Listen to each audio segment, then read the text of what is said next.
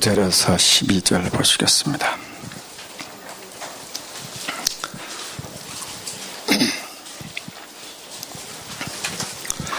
로마서 3장 9절에서 12절 우리 한 절씩 교독하시죠.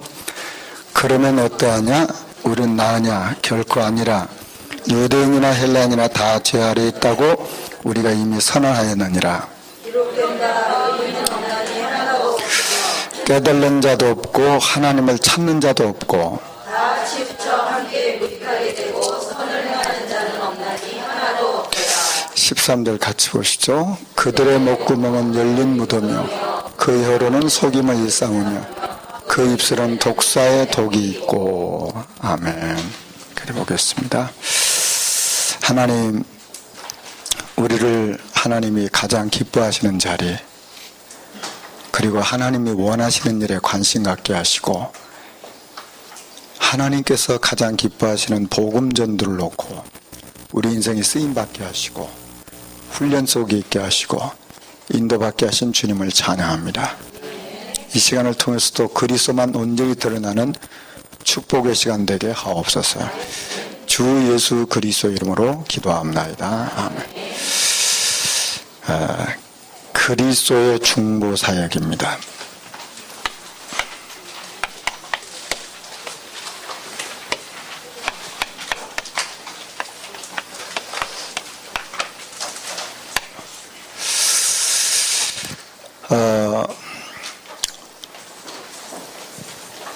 그리스도의 이 사역 속에 많은 일들이 있는데 우리가 신학 서적을 보게 되면 이 중보 사역, 특히 속죄죠. 이 사역에 가장 많은 비중을 차지하고 있습니다.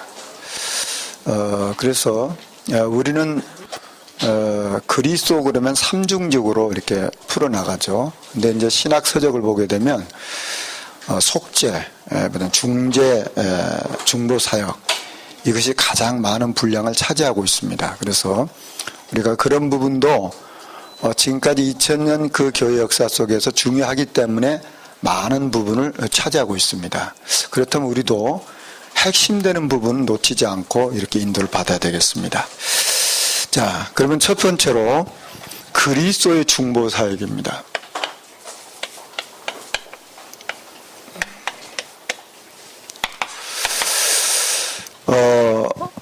이 그리스도의 중보 사역의 어떤 성격, 성질이 있죠. 그건 뭐냐? 로마서 8장 33절, 34절에 보면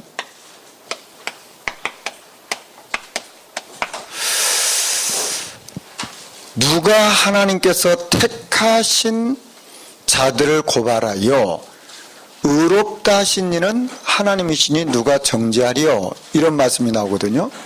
자, 의롭다 하신 이가 하나님이시고 누가 정죄하리요? 정죄가 있다 그 말입니다.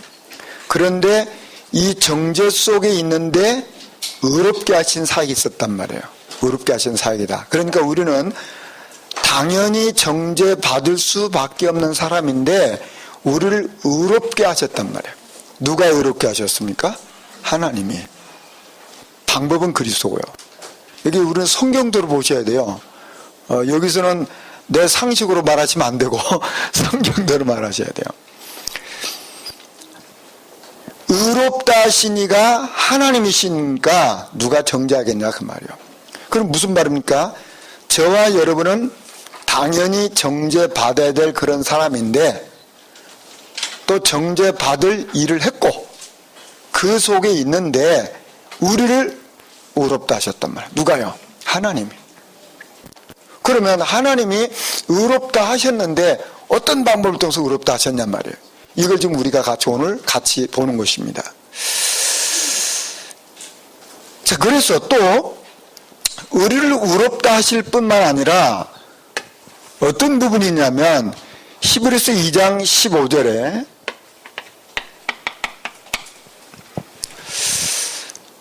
죽기를 무서워함으로 한평생 매여 종로로 타는 모든 자들을 놓아주려 하심이니 그랬어요. 자, 종로로 탄단 말이에요. 종.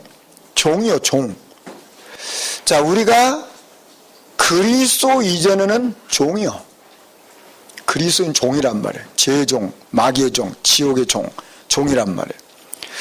그런데 그 종인 우리를, 종으로 타는 우리를 놓아줬다. 거기서 해방시켰단 말이에요. 그렇죠? 저와 여러분 죄와 허물 가운데 있었는데 거기서 해방된 거죠. 흑암의 나라 사로잡혀서 빠져나왔잖아요. 그게 지금 누가 하셨냔 말이에요. 그리스도께서 하셨단 말이에요. 자, 이렇게 중보사역이 뭐냐 하는 것을 우리가 먼저 이해를 이렇게 하면 좋겠고요.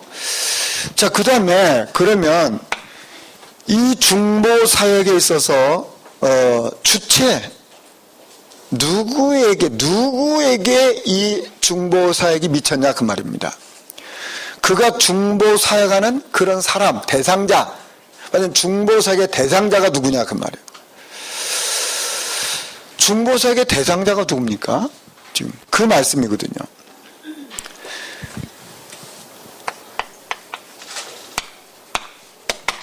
사람이죠, 사람. 로마서 8장 34절에도 그렇게 뭐 택한 자, 하나님께서 택한 자 그랬거든요. 중보사역은 누구를 위한 중보사역이냐면 택한 자입니다. 요거 계속 좀 설명을 하겠습니다만 일단 이렇게 아시면 되겠습니다. 자, 이 중보사역을 했는데 택했단 말이에요. 아무나를 위해서 중보사역을 한 게 아니고 하나님이 택한 자를 중보하셨다. 요한복음 19장 9절에도 17장 9절에도 말씀하고 있거든요. 내가 그들을 위하여 비옵나니 내가 비옵는 것은 세상을 위함이 아니요 내게 주신 자들을 위함이니 그들은 아버지의 것이다. 그러니까 아버지께서 택한 그 자들을 위해서 중보하셨다 그 말. 여러분 보시죠. 이거 우리가 하나하나 깨달아가기 시작하면요 우리에게 나와야 될 건 한 가지밖에 없어요. 뭐가 나와야 되나요? 하나님이 택하시고 그리고 내게 주신 자들, 하나님이 주신 자들을 위함이니 그들은 하나님의 것이다. 저와 여러분은 하나님의 것입니다. 그러면 하나님의 것이면 하나님이 책임지잖아요. 내 인생 하나님의 손 안에 있다 그 말이에요. 이걸 누구를 통해서? 그리스도를 통했어요. 그 얘기입니다. 그래서 이 중보사역에는 몇 가지 특징이 있어요. 특징. 히브리서 7장 24절 25절에 보면 예수는 영원히 계심으로 그 제사장 직분도 잘리지 아니하니라. 그러므로 자기를 힘입어 하나님께 나아가는 자들을 온전히 구원하실 수 있으니 이는 그가 항상 살아계셔서 그들 위해 간구하신다. 자, 하나님께 나아가는 자들을 온전히 구원하실 수 있으니 그랬어요. 무슨 말입니까? 영원성이라면 영원하단 말이에요. 그리스도의 중보 사역은 영원한 것입니다. 이게 영원한 거. 이 세상에 영원한 게 없거든요. 근데 그리스도의 중보 사역은 영원한 것입니다. 자, 그리고 요한복음 17장 24절에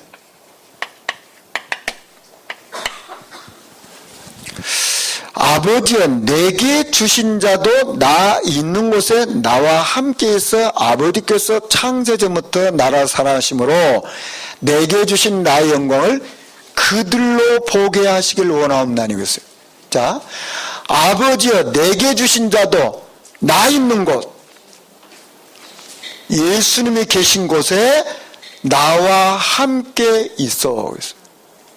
여러분 보시죠. 이게 지금 그리스도의 중보사역이에요. 예수님이 계신 곳에 저와 여러분도 함께 있는 거예요. 그렇죠? 예수님이 하신 말씀입니다. 이게 지금 중보사역의 특징이라 그 말입니다. 자, 그러면 이것을 위한 일이 바로 뭐냐면 제사입니다. 제사.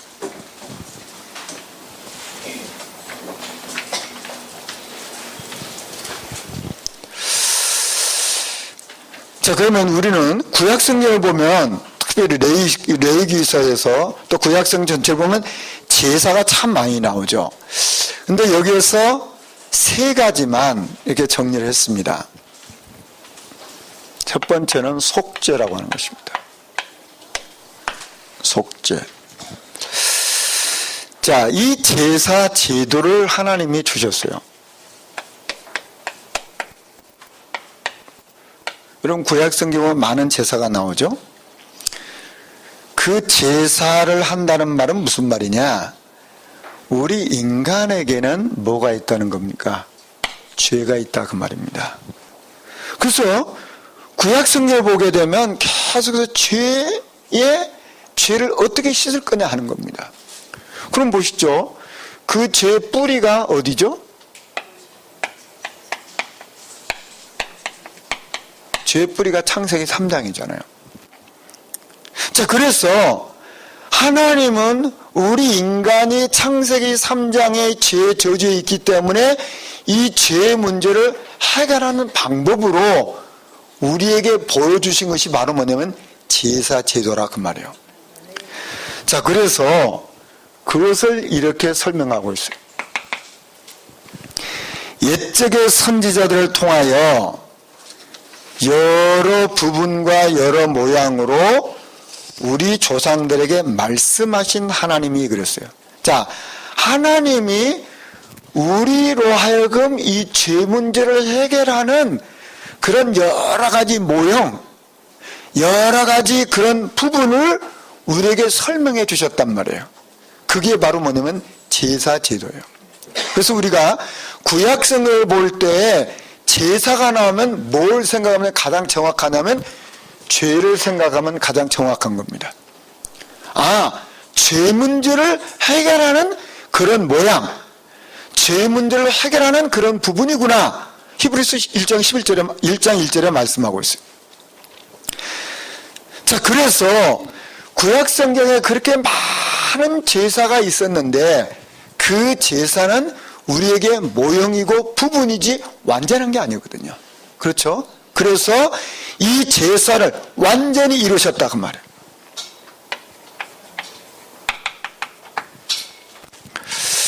오직 자기 피로 영원한 속죄를 단번에 이루셨다.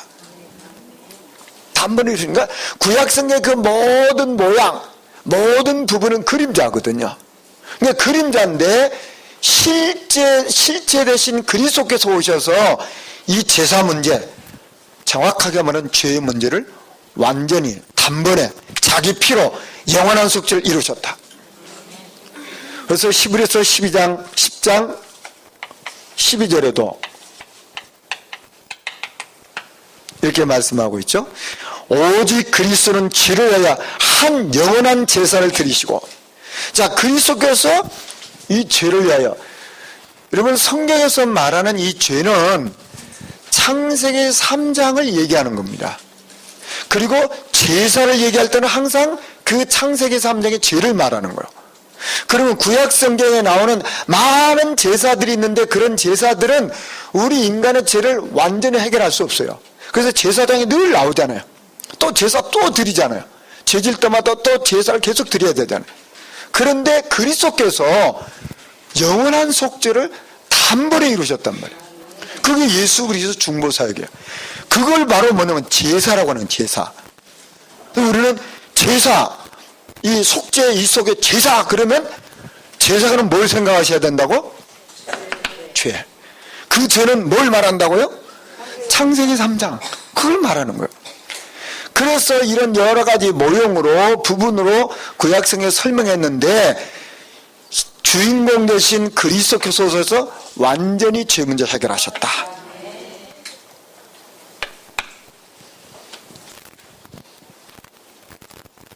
아니네. 이게 번호가 잘못됐네. 제가 이렇습니다. 예.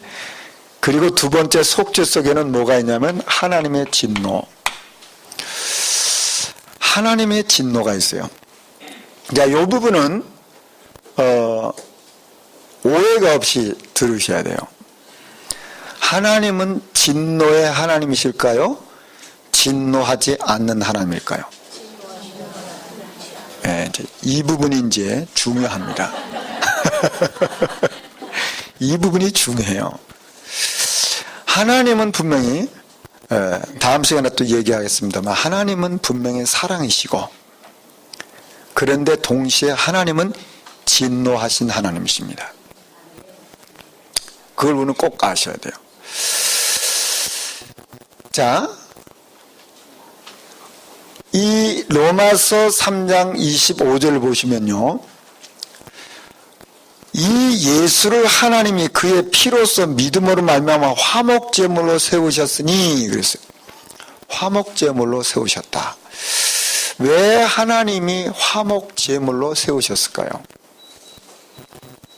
자, 우리 인간은 창세기 3장에 이 저주가 와 있잖아요. 그러면 창세기 3장에 빠져있는 우리 인간은 어떤 상태입니까?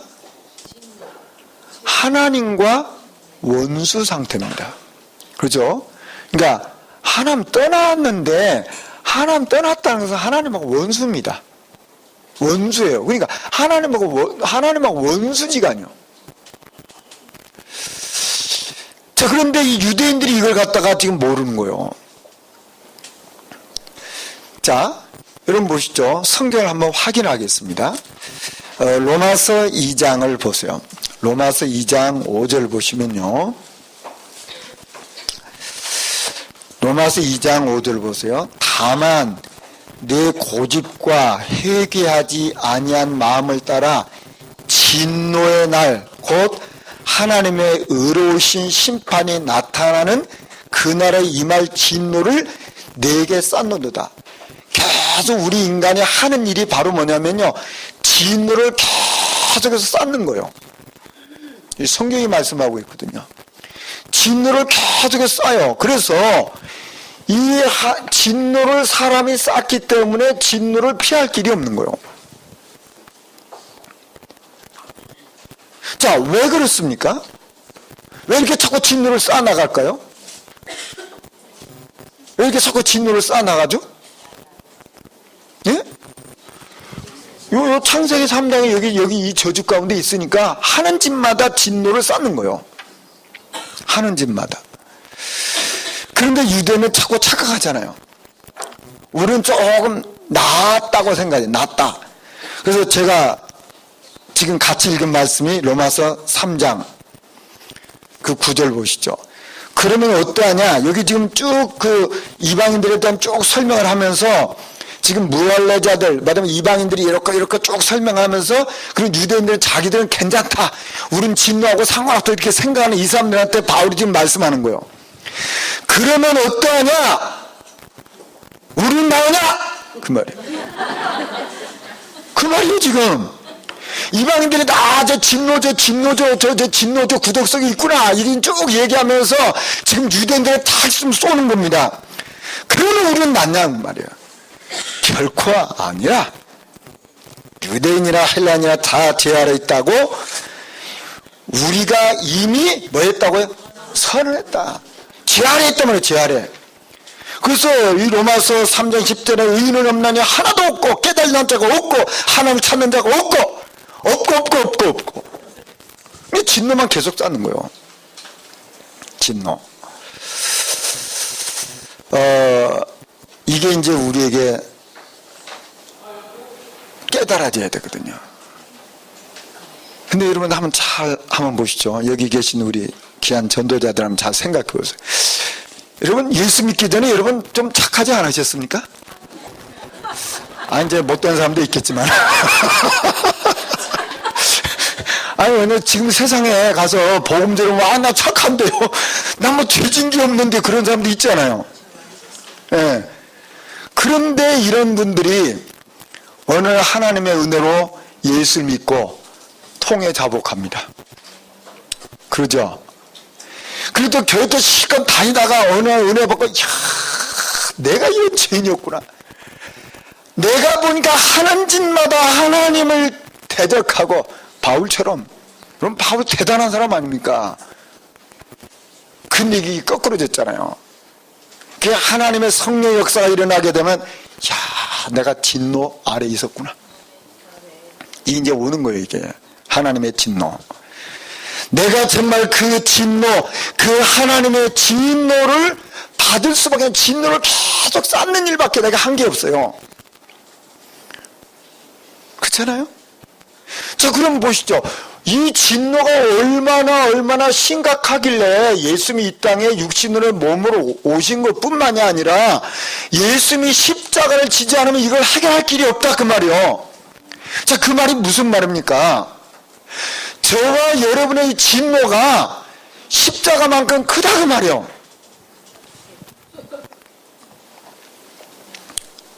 여러분 보시죠. 하나님의 진노를 알지 못하면 십자가는 필요 없습니다. 하나님의 진노를 이해하지 못하면 우리 인간은 가능성이 있는 거예요. 그렇죠? 아, 내가 그래도 조금 뭐가 좀 의의가 좀 남아있잖아, 이게.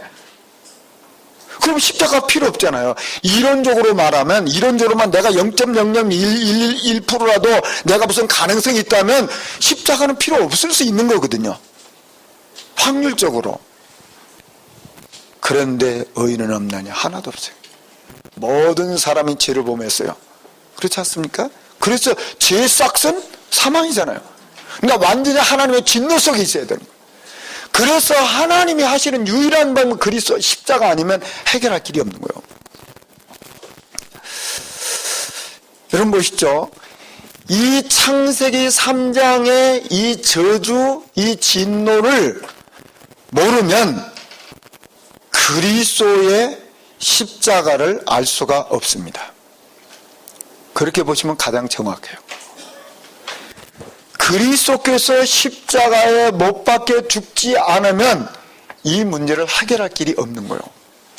그만큼 하나님의 진노는 사실이다, 그 말이에요. 그렇죠? 이게 사실이라. 자, 그래서 이것을 또 하나의 방법으로 또 뭘 우리에게 설명하고 있냐면 화해. 요건 2번이네요. 화해. 이 화해에는 두 가지가 있어요. 객관적 화해가 있고요. 주관적 화해가 있는데, 자, 이 객관적 화해라는 게 뭐냐 하는 겁니다. 객관적 화해라는 게 뭐냐. 성경에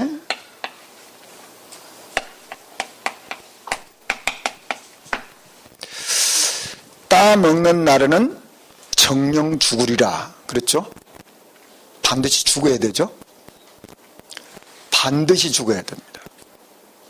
그래서 반드시 어떤 일이 일어나요? 다 이뤘다. 예수님이 십자가에 못 박혀 죽으면서 정령 죽으리라, 이걸 다 이루신 거예요. 다 이루셨다. 자, 그 말은 무슨 말입니까?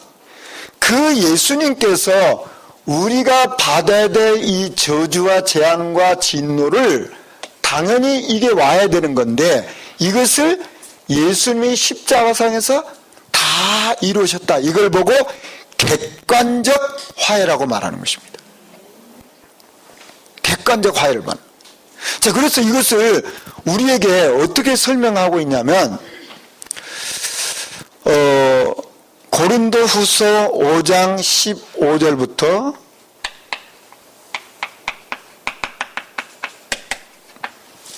21절까지 설명하고 있습니다. 저가 모든 사람을 대신하여 죽으심은 그랬어요. 자, 대신해서 죽으셨단 말이에요. 대신해서 죽으셨어요. 죽으심으로 말미암아 저와 여러분은 새로운 피조물이 되었느니라. 앞으로 될 것이다가 아니거든요. 이미 됐어요. 이걸 보고 객관적 화해라고 합니다. 이미 끝냈다 그 말이에요. 이미 끝냈다. 자, 그래서 이 성경에서 말하는 그 화해는 우리가 말하는 화해하고는 다릅니다. 자, 성경적 화해라고 하는 것은 뭐냐면은 우리가 보통 화해하게 되면 내가 여기 계신 이 전도자하고 얘기하는데 내가 실수를 했어요. 실수했으면 누가 화해를 청해야 되죠? 제가 이렇게 죄송합니다. 이렇게 좀 사람이 좀 변변치 못해서 부족해서 죄송합니다. 이렇게 제가 해야 되잖아요. 그게 일반적인 화해예요. 근데 성경에서 화해는 그런 화해 아닙니다. 이 객관적 화해라는 건 무슨 말이냐면은 이렇게 말씀하고 있어요. 자, 고린도후서 5장 21절 한번 찾아보시죠.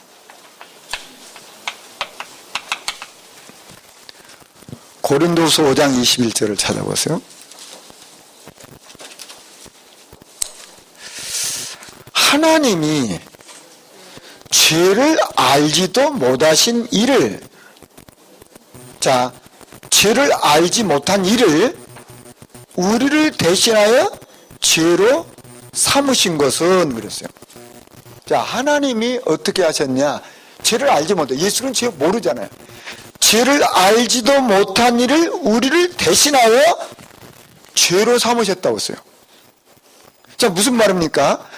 예수는 죄도 알지 못하는데 하나님이 우리 인간의 죄를 다 그 예수님에게 다 덮어줬단 말이에요. 이게 지금 성경이 말하는 화해입니다. 자, 그러니까 보시죠. 자, 그래서 우리가 아직 원수 되었을 때, 로마서 5장 8절에 말씀하고 있잖아요. 우리가 아직 원수 되었을 때, 또 로마서 5장 6절 우리가 아직 연약할 때, 또 로마서 5장 10절을 보면 우리가 원수 됐을 때. 자, 그러니까 이게 지금 처음 다 뭘 얘기하죠?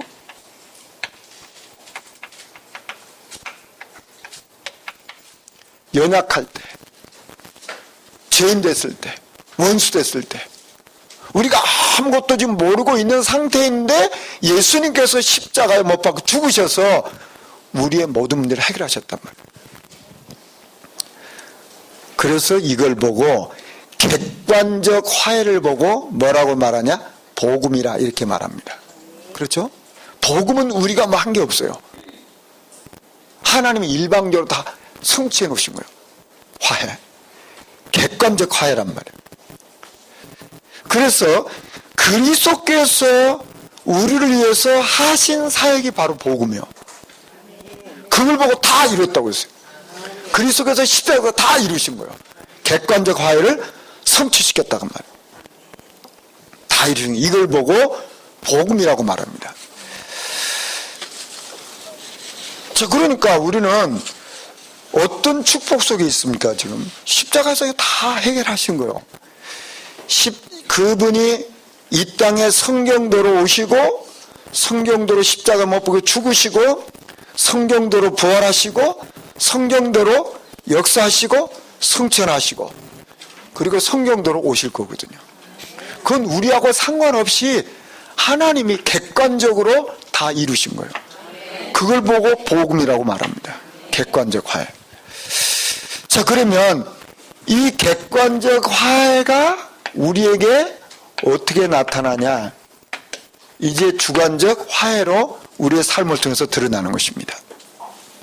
자, 그러면 주관적 화해라는 것은 뭐냐? 하나님이 그리스도를 통해서 하신 일을 받은 깨달은 사람이 해야 하는 일을 보고 주관적 화해라고 합니다. 자, 그래서 고린도후서 5장 18절 19절을 보면 우리에게 화목하게 하는 직책을 주셨다 그랬어요. 화목하게 하는 직책. 자, 구원받은 저와 여러분을 하나님은 이 세상에서 그리스도로 말미암아 우리를 자기와 화목하게 하시고, 이것은 뭡니까? 자, 이건 고린도 후서 5장 18절과 19절이거든요. 모든 것이 하나님께로 났나니 저가 그리스도로 말미암아 우리를 자기와 화목하게 하시고, 자, 이제 객관적 화해죠. 화목하게 하시고 또 우리에게 화목하게는 직책을 주셨으니, 그래서 그 직책을 주신, 이걸 보고 주관적 화해라고 하는 거예요. 객관적 화해를 받은 이 축복의 사람인 저와 여러분을 이 땅에 말하자면 주관적 화해자로 세운 거예요. 이게 이제 전도입니다. 무슨 말인지 아시죠? 그래서 이게 복음이요. 이게 복음. 객관적 화해가 복음이고 주관적 화해는 전도입니다. 그러니까 복음을 깨닫고 누리지 못하는 사람은 전도를 할 수가 없는 거죠. 이 화해라고는 관점을 보면 객관적 화해가 나에게 성취된 사람은 이 땅에서 주관적 화해, 이 축복의 대열 속에 인도받는 거예요. 예. 자, 그래서 이런 직책을 주셨고요. 또 10절에도 보면, 고린도서 5장 20절에 보면, 이러므로 우리가 그리스도를 대신하여 사신이 됐다 그랬어요. 그리스도를 대신하여 사신이 됐다. 그리스도를 대리하는 자가 됐단 말이에요. 이게 전도자 아닌 겁니까? 자, 그런데 여기서 조금 우리가 주의해서 좀 넘어가야 될 게 있습니다. 여러분, 책을 보다 보면 뭐 자유주의 신학 이런 얘기를 많이 하거든요. 자유주의 신학. 그러면 자유주의 신학을 제가 뭐 설명할 필요는 없고요. 그건 아마 우리 이상무에서 설명을 잘 하실 거니까. 자유주의 신학의 주제가 뭐냐면 화해입니다. 자, 더 쉽게 말하면 지금 WCC 주제가 화해입니다. 얼마나 좋은 겁니까? 화해하자. 좋은 거잖아요. 그런데 문제가 뭐냐? 자, 자유주의에서 또는 WCC에서 말하는 화해를 잘 한번 보시죠. 그 화해의 모든 내용이 뭐냐면 인종 간의 화해를 하자. 이데올로기 간의 화해를 하자. 남녀 간의 화해를 하자. 빈부 간의 화해를 하자. 다 좋은 말이잖아요. 그런데 뭐가 없을까요?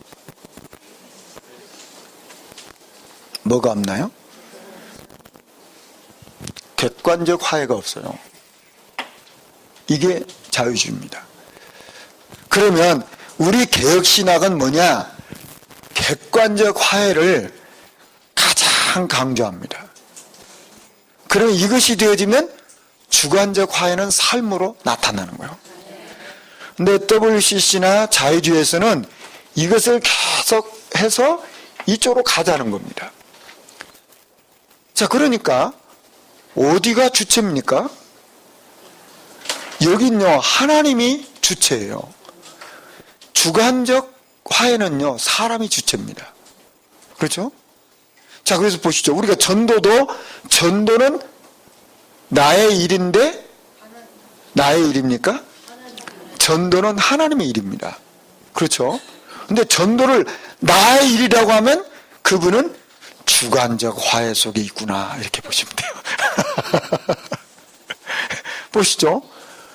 전도는 하나님의 일인데 그 일에 저와 여러분이 너무너무 황송하게도 쓰임받는 거예요.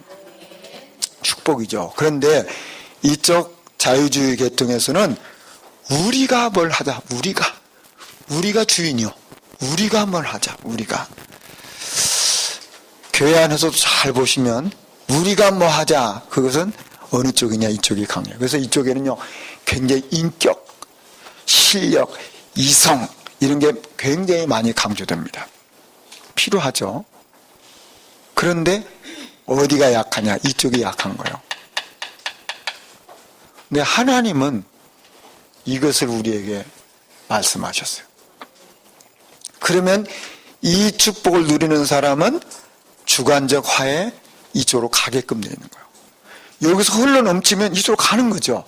근데 이 사람들이 여기서 흘러넘치 이쪽으로 가겠다는 거예요. 가겠다는 거예요. 그걸 보고 종교라고 하잖아요. 그렇죠? 여러분, 종교도 선행에 많이 있지 않습니까? 종교도 화해 많이 하잖아요. 네, 이게 많이 한다니까. 안 한다는 게 아니라 많이 해. 그런데 주체가 어디냐? 인간이란 말이에요. 주체가. 자, 그러니 성경은 항상 뭘 말하면 주체가 하나님이요. 하나님. 이거 꼭 기억하셔야 돼요. 이거 모르면 이제 신학 하고 이제 자유주의 신학하는 거예요. 그래서 머리가 막 커져갖고 많이 알아. 공부 많이 해가지고 어디로 가냐? 이쪽으로 가더라고요. 근데 십자가 없는 뭘 자꾸 말하는 거예요. 근데 우리는 그냥 죽으면서나 그리스도 십자가 외에는 뭐 말할 것도 없고 자랑할 것도 없고 그냥. 그게 뭡니까? 여기요. 그러니까 뭐가 성경적입니까? 여기가 성경적이지. 예.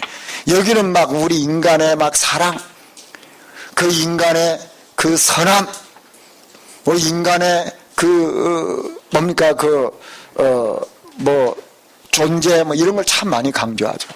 예. 근데 참 좋죠. 그러면 지성인들에게는요, 엘리트는 이게 훨씬 이해하기 쉽습니다. 이해가 쉽고 좋잖아요. 여기는 참 삶도 거룩하고 반듯하고 그래요. 여기는 아니냐? 그건 아닌데 그렇단 말이에요. 예. 꼭 여러분 기억하세요. 예. 객관적 화해. 거기 보니까 객관전 화해 그랬네. 죄송합니다. 객관적 화해입니다. 예. 중요한 건데 왜 자꾸 틀리나 이게. 구속. 어디서부터 우리가 구속을 받았습니까? 예.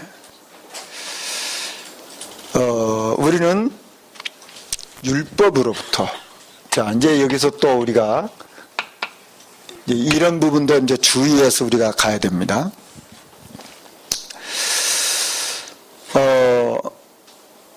이 제사와 화해와 구속은 예수 그리스도께서 객관적으로 다 이루신 겁니다.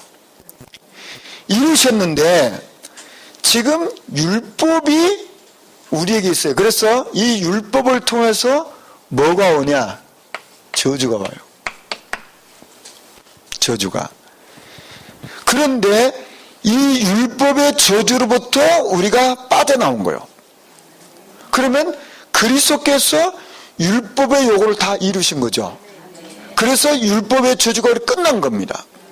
그리고 율법에서 우리에게 주는 그 예식법들이 있잖아요. 예식법. 그럼 우리가 지금 얘기한 대로 제사제도 있잖아요. 그 구약시대 제사제도 있었잖아요. 그럼 왜 지금 제사 안 지냅니까? 예. 그건 모형이었잖아요. 모형이었잖아요. 부분이었잖아요. 그리스도께서 단번에 이루셨단 말이에요. 그래서 이제 그 예식법 거기서 끝났다 그 말이에요. 다 끝난 거예요, 여기. 유 목사님 말씀하시잖아요. 어느 교회 갔더니 교회에다가 이렇게 막 그 성막을 막 만들었고 하셨다 그런 얘기 하시잖아요. 그러니까 그거 다 성경에 근거 가지고 얼마나 잘 하셨지 않겠습니까? 그 참 노력을 많이 얼마나 하시지 않았겠어요, 그게. 성경을 연구하면서 참 대단하죠. 예, 참 그런데 그건 그림자거든. 그러니까 그림자 보고 막 은혜를 받고 있으면 되겠어요. 실체가 오셨는데. 그 얘기입니다, 지금. 예. 실체가 완전히 완성시켰어요. 예식법. 만약에 그걸 갖다 계속 하면 어떻게 되냐? 지금도 제사 계속 지내야 돼. 그럼 목사님들이 계속 짐승 잡아다 피 흘렸고 여기서 계속 피냄새 나야 돼. 고기는 먹을지 몰라도. 그렇잖아요, 이게. 그렇게 이게 복음을 이렇게 잘 이렇게 이해가 되어지면 되는데 그게 안 되지면 이렇게 참 이렇게 실수하는 경우가 있어요. 참 부끄럽지 않습니까? 예. 자, 그 다음에 율법의 그 율법의 행위. 여러분, 율법의 행위는 필요한가요? 필요하지 않은가요? 필요해요. 예. 전도자는 율법을 완성시켜 나가는 사람입니다. 그렇죠? 자, 보시죠. 무슨 얘기냐면 그리스도께서 율법을 객관적으로 완성시켰어요. 그렇죠? 객관적 화해를 했단 말이에요. 그러면 이제 우리는 그 은혜로 말미암아, 그 성령의 역사로 말미암아 주관적 사역을 해 나가는 거잖아요. 그게 복음 전도 아닙니까? 그리스도께서 율법을 완성시켰어요. 그렇죠? 완성시켰는데 이제 우리는 그 율법이 그렇게 필요 없는 것이 아니고 이제 우리는 그 하나님의 은혜로 율법을 완성시켜 나가는 겁니다. 그래서 여기에 행위가 나오는 거예요. 그러니까 종교인들은 내가 어떤 행위를 해가지고 뭘 한다고 하는 건데 그게 아니고 우리는 그리스도 이미 완성시켰어요. 완성시켰는데 이제 우리는 그것이 나에게 성취되어 가는 과정이에요. 그게 율법이란 말이에요. 율법 행위에 나오는 거예요. 아니 예수 믿고 하나님 자녀가 됐는데 영 망나니로 산다. 그럼 구원이 없어집니까? 망나니까 내 안에 계신 그리스도가 내 망나니까 너 못 살겠다. 이혼하자 가자. 그렇게 예수님 떠나갑니까? 떠나가지 않거든요. 그런데 분명한 사실은 저와 여러분에게 복음이 누려지고 이것이 체험되고 확인되어지면 삶이 바꿔지는 거죠. 말도 행동도 그 인격도 모든 게 다 바꿔지잖아요. 그래서 대부분 보니까 예수 믿고 이 복음 안에 있는 사람의 얼굴이 참 예뻐지더라고 보니까. 마음도 예뻐지고요. 그렇게 좋아질 수가 없어. 사람이 부담도 없고 편안하고. 옛날에 제가 우리 학생들한테 가끔 그러거든요. 우리 학생들 처음에 신학교 들어오면요 꼭 뭐와 같으냐면 별이라 별. 온 별. 이게 난 별도 못 그리네 이게. 별. 별이야 별. 막 뾰족뾰족해 막 하늘을 찔 것 같은 막 뾰족뾰족 별들이 들어와 별. 별들의 막 장난이라 이게. 그런데 이제 살살 가다 보면 이게 싹 이게 이제 그래도 사람들이 얼마나 멋있어지는지 참 이 복음의 능력이구나. 여러분 교회 안에서도 그렇지 않습니까? 처음에 예수 믿고 와서 막 들고 뛰는 사람들 있잖아요. 교회 안에서 막 은혜 받고 감사한 거죠. 근데 이제 다 신앙생활하면서 야 내가 이 앞뒤 전을 잘 안 봤구나 이거. 옛날에 막 자기가 이제 다 한다고 벌벌 뗐는데 이제 보니까 점점점 은혜 속에 들어가 보니까 야 앞에도 보이고 위도 보이고 장면도 보이고 다 보이잖아요. 이제 겸손해지고 그러잖아요. 이게 그래서 기다려야 되는 거예요. 그 가만히 기다리고 있으면 되는 거라 그게. 보고만 있으면 다 되는 거라. 근데 이게 우리가 못 기다려가지고 그걸 갖다 막 내가 막 잘라버리려고 하니까 가만히 기다리면 돼. 예. 교회 안에서도 그렇거든요. 가만히 기다리면 돼. 예. 기도하고. 반드시 이 복음 안에 있으면 율법의 그 삶이 자기 삶을 통해서 그 복음의 아름다움이 그의 삶을 통해서 언어를 통해서 그 인격을 통해서 다 나타나잖아요. 그렇지 않습니까? 그걸 보고 증인이라고 하죠. 증인. 그렇지 않습니까? 증인이 뭡니까? 일반 사람들은요 복음이 들어가서 드러난 것밖에 보이는 게 없어요. 그 속이 어떻게 됐는지 그걸 안 보여. 일반 사람들은. 그렇지 않습니까? 외모로 나타나는 뭐 행위가 말이 뭐 인격이 좀 바뀌어야 돼. 그래야만 제 복음의 능력이 이렇게 되는 거예요. 이제 행위가 그렇게 나타나는 거예요. 어떤 사람은 또 복으면 다 된다고 아무렇게나 사는 사람이 있는데 그건 조금 강의를 들으셔야 돼요. 강의를 안 들으셔서 그래. 예. 여러분 예를 들어서 보십시오. 우리가 늘 정말 존경하고 사랑하는 유 목사님이 정말 그리스도의 증인 아닙니까? 근데 막 아무렇게나 하고 그러면 어떻게 되겠어요? 그렇게 됩니까? 참 그거는 볼 때마다 참 그릇이 크구나. 그러면서 그 앞에 우리가 겸손해지고 그렇잖아요. 조금이나마 뭐 여기에 올라왔다. 참 저분은 저런 분인데 이렇게 겸손하게 인도를 받고 그러면서 이게 뭐 깨달아지는데 근데 만약에 이제 일어나시면 교만하게 막 그러면요 아니거든. 뭔 말인지 이해가 잘 제가 말해놓고도 전달이 잘 됐는지 모르겠네.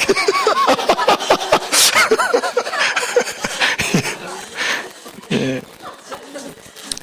자, 죄.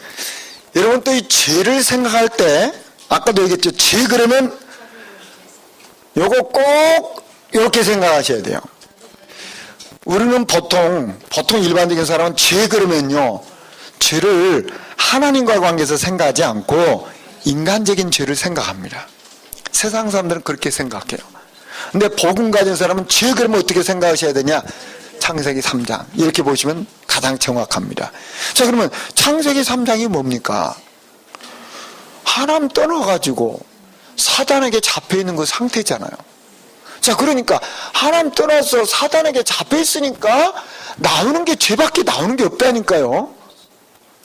나오는 게 하나님 싫어하는 것만 해요.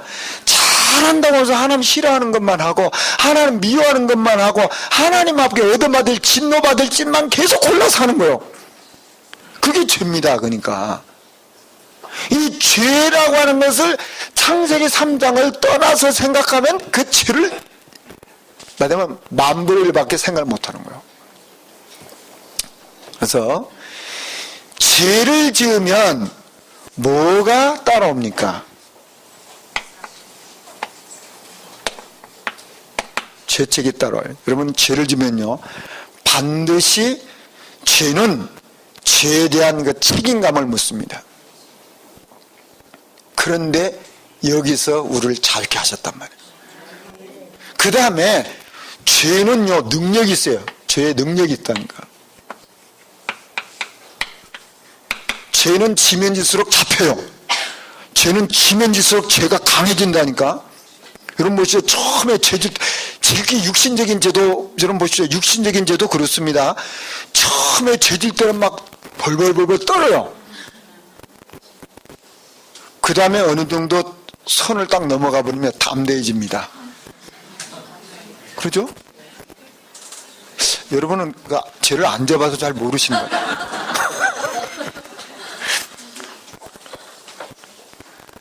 저는 어렸을 때 용돈을 부모님이 잘 안 주셔가지고 늘 노트 산다고, 노트를 1년이면 몇 번씩 사야 돼요, 제가. 그 다음에 이제 노트 떨어지면 이제 연필, 또 그러면 이제 칼, 뭐 이렇게 살 게 많아. 처음에 얘기할 때는요, 막 간이 고맙죠, 조마조마조마조. 나중에 이제 부모님 좀 속아주니까요, 간땡이가 부어가지고 이 죄가요 권능이 있어요. 이 육신적인 것도 똑같습니다. 죄는요 점점 지면 질수록 간땡이가 부어요. 그렇게 해서 이제 아니 사람이 죄를 질 수 있지 않습니까? 그러면 내가 죄 졌구나. 그렇게 벌벌 떨면 더 죄 안 지는데 나중에 간땡이가 커져가지고 이제 문제가 생겨요. 죄가 길어지면 반드시 꼬리가 잡히거든 그게. 된통 얻어맞고 뭐 그때 안 맞았으면 제가 어떻게 도둑놈 됐겠죠. 그렇지 않겠습니까? 그래서 이 채찍이 필요하다니까 이게. 예. 자, 사단 배상설. 요건 우리 향해서 공격하는 사람들이 신학적으로 공격했던 중에 하나가 사단 배상설입니다. 그래서 좀 참고로 알아두시라고 제가 적었습니다. 이 사단 배상설은 이 오리겐이라고 하는 그 학자에 의해서 주장된 겁니다. 그 이후에 오리겐 이후에도 여러 학자들이 이런 부분에 좀 이렇게 비슷하게 주장을 했습니다. 대표적으로 오리겐이라고 하는 교부입니다. 이분이 주장했고요. 내용은 뭐냐면 그리스도께서 사단에게 어떤 죄의 대가를 지불했다 하는 겁니다. 왜냐하면 우리 인간의 죄를 그 사단에게서 우리 인간을 건져내기 위해서 우리 죄의 대가를 사단에게 줬다 하는 겁니다. 그게 이제 사단 배상설이에요. 그래서 그걸 빼냈다 그 말이에요. 이게 문제가 뭡니까? 이게 문제가 뭡니까? 그리스도께서 십자가에 못 박혀 죽으신 것은 사단에게 속전을 준 것이 아니고 그리스도가 십자가에 못 박혀 죽으신 것은 하나님의 뜻입니다. 그렇죠? 하나님의 뜻이에요. 맞으면 우리 인간을 위해서 하나님께서 이 죄 문제를 해결하는 방법으로 하나님이 주신 방법이 십자가예요. 그거지 사단에게 속전을 주고 우리 인간을 거기서 끄집어낸 게 아니라 그 말입니다. 이게 이제 사단 배상설이에요. 뭐 그런 정도만 아시면 되겠습니다. 자, 그러면 소요리 문답 29문에 보면 문이 뭐냐면 우리가 어떻게 그리스도의 값주고 사신 그 구속의 참여자가 됩니까? 이렇게 질문을 했어요. 근데 여기에 대한 답이 그리스도가 값주고 사신 그 구속의 참여자가 되는 것은 성령이 우리를 불러 믿음으로 효력 있게 그리스도에게 연결되게 하여 주시는 일입니다. 그랬어요. 자, 그러면 여기서 보시죠. 이 소요리 문답에서 제29문에서 중요한 것을 얘기하고 있습니다. 그건 바로 뭐냐면 신앙생활이 뭐냐 하는 겁니다. 이 소요리 문답에서 말하고 있는 신앙생활이 뭐냐 하는 겁니다.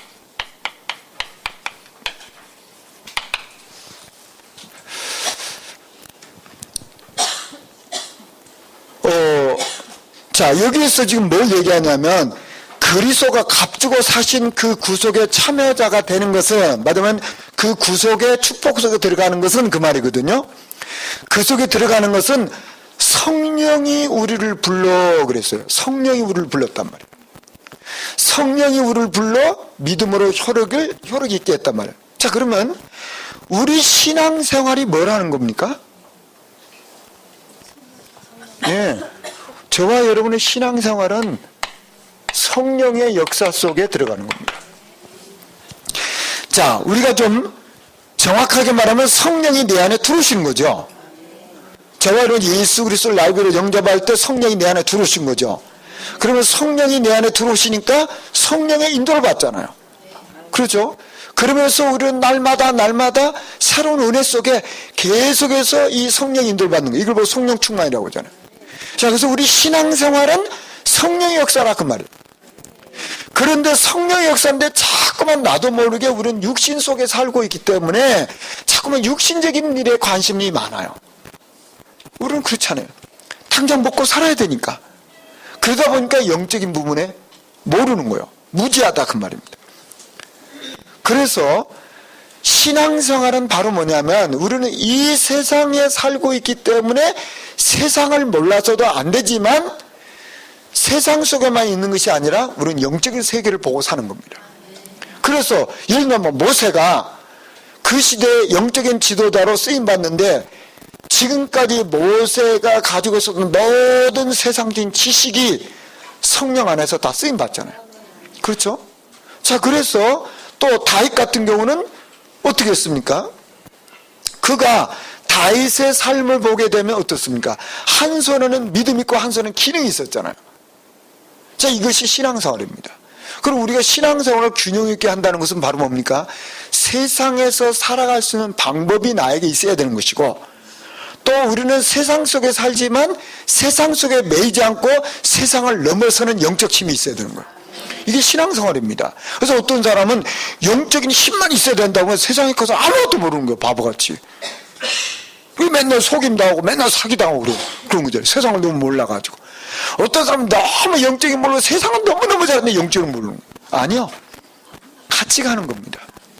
같이. 영적인 부분과 세상적인 부분을 같이 봐야 돼요. 그래서 일반적으로 이 목사님들이 세상에서 잘 속잖아요. 이게 뭐냐면 우리 장로님들 같은 세상 속에 살거든. 세상에 딱 사람 눈만 봐도 사기꾼이 알거든. 이 목사들은 잘 몰라 이게. 그래서 교회 장로님들이 필요한 거예요. 그래서 같이 가는 거 아닙니까? 꼭 기억하셔야 돼. 우리는 세상과 영적인 것을 꼭 알아야 돼. 이게 신앙생활입니다. 이게 그 얘기예요. 자, 두 번째 그리스도 그랬어요. 자, 우리를 불러 믿음으로 효력 있게 그리스도에게 연결하여 주시는 이다. 자, 그리스도와 연결된단 말이에요. 그리스도와. 그러니까 그리스도와 연결되는 것이 바로 성령 역사예요. 그렇죠? 그래서 우리는 그리스도 계속해서 그리스도가 나와 함께 하시는 이 축복을 누리는 거예요. 이게 신앙생활이란 말이에요.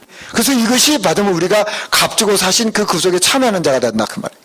그때 우리에게 성령께서 저와 여러분을 보증하시는 거예요. 성령께서 저와 여러분이 하나님의 자녀인 것을 보증하시고 성령의 역사로 말미암아 저와 여러분이 성령 안에서 인도받는 거예요. 이게 지금 중보사역이 나에게 이루어지는 겁니다. 그래서 우리는 이 그리스도의 중보사역에서 중요한 게 뭐냐면 이거예요. 객관적 화해란 말이에요. 객관적 화해. 꼭 기억해야 될 건 뭐냐? 죄 그러면 창세기 3장을 꼭 기억하시면 돼요. 그러면 창세기 3장을 기억하면 이 문제는 그리스도 십자가밖에 해결할 길이 없어요. 그래서 객관적인 화해라는 것은 그리스도께서 이 문제를 다 해결했단 말이에요. 이게 다 이뤘다 그 말이에요. 다 이룬 이것을 갖다가 내 삶에 적용시키고 성취하는 게 바로 뭐냐면 주관적 화해예요. 그게 바로 복음 전도란 말이에요. 이 축복 속에 저와 여러분이 거하는 것입니다. 이 축복 누리시기를 주 여러분을 축원합니다. 하나님 감사합니다. 우리에게 그리스도께서 중보 사역을 감당하심으로 창세기 3장의 저주 가운데 진노 가운데 있었던 우리를 십자가상에서 완전히 해결하시고 우리를 구원하셨을 뿐만 아니라 우리를 전도자로 부르신 주님을 찬양합니다. 이 일에 우리가 가장 바른 인도를 받을 수 있도록 주의 성령이 도우시고 역사하여 주옵소서. 주 예수 그리스도 이름으로 기도합나이다. 아멘.